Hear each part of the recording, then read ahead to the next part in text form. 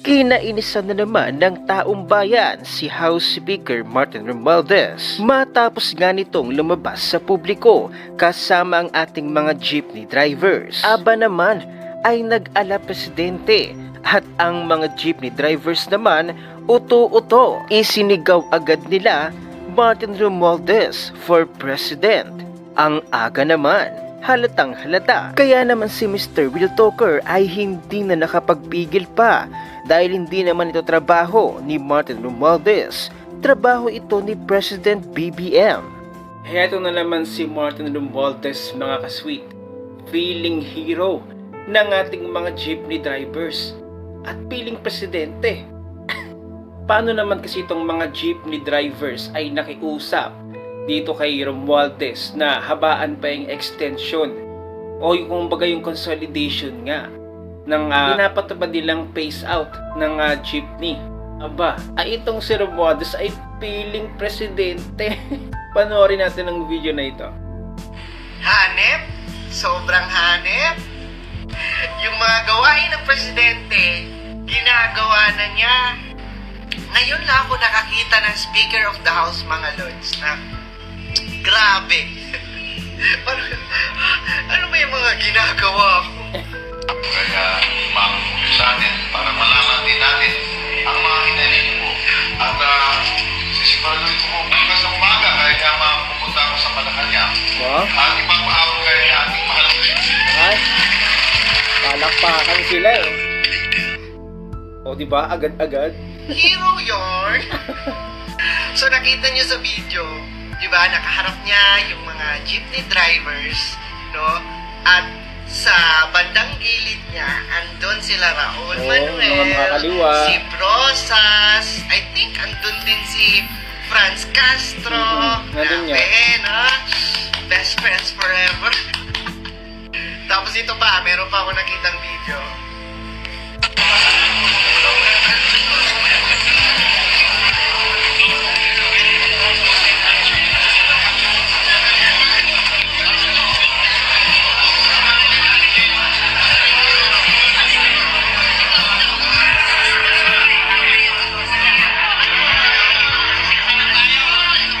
Nakaguluhan? Ay, sikat? Sikat ya? Yan yung gusto nila, di ba? Na halos yung mga kababayan natin ay magmamakaawa, di ba? Sa kanila. At palagi nilang pinaparamdam, lalo na dyan kay Romualdez, pinaparamdam nila sa sambayan ng Pilipino na kailangan natin siya. Eh, di ba? Final na ang statement ni President BBM Oo. pagdating sa modernization, PUV modernization. Pero, Nabago. eto ngayon, si Romualdez, kunwari concerned, kunwari kaharap niya mga jeepney drivers, kunwari tutulong, di ba? Sobrang tai. Masabi, sige lang, ipapahatid natin ito sa Malacanang, di ba? Ipapahatid natin ito sa mahal nating presidente. Grabe, ang akala mo talaga, no?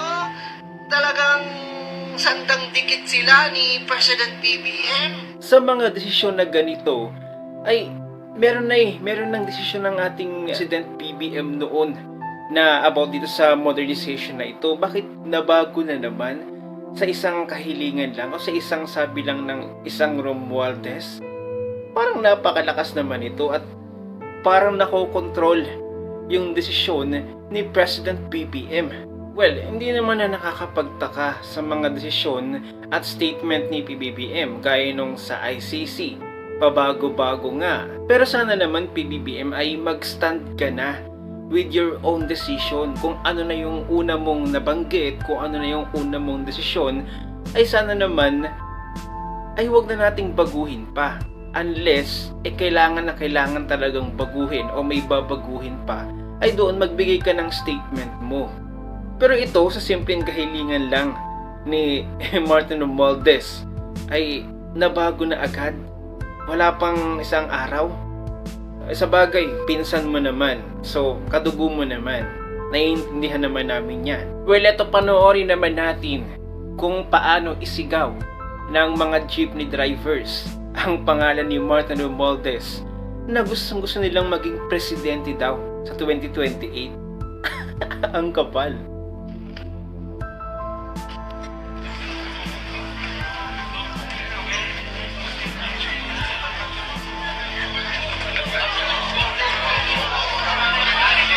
Ay, pinagkaguluhan siya, oh. Yan ang gusto ni Romualdez. Feeling sikat.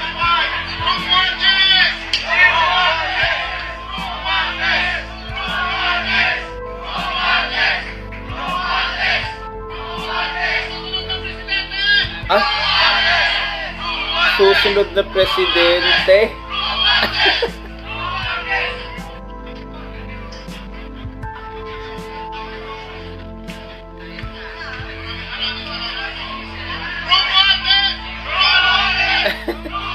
Oy, ulit.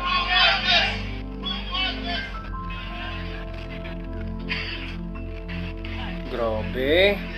Sinasamantala ni Romualdez ang kahinaan ng ating mga jeepney drivers.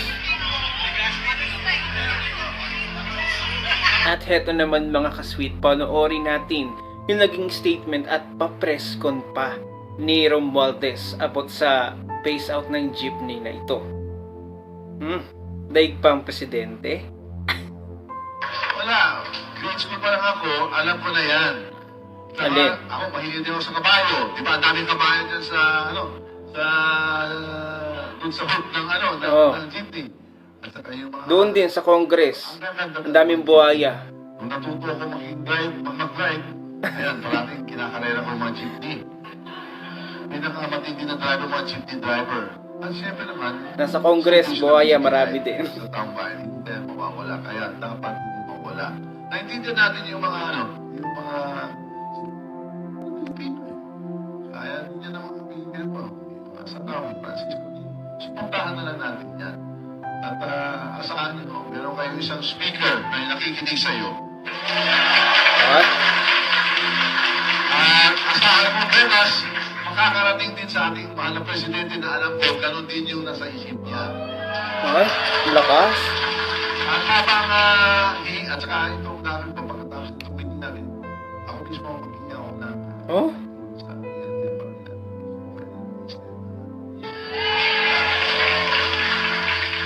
palagay ko, makikinig naman din sa atin kasi marami tayo dito ang congressman. Diba?